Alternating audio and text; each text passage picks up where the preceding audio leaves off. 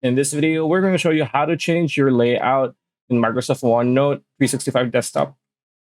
Right, so if you want it vertical or horizontal for this video, vertical, right?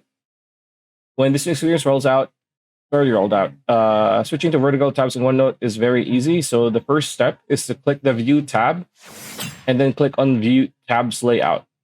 Step 2 is select vertical tabs. As you can see here, tabs layout, vertical tabs, because by default, it is on horizontal tabs. Step 3, your notebooks and pages will now appear on the left. As you can see here, it's now vertical, right? If you prefer having the section tabs at the top of the canvas, you will easily be able to switch back by selecting horizontal tabs.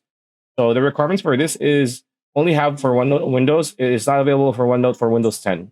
So yeah, that's pretty much it. That's a video. Hope you liked it. Like, comment, share, subscribe, ring that bell icon. We'll see you on the next video.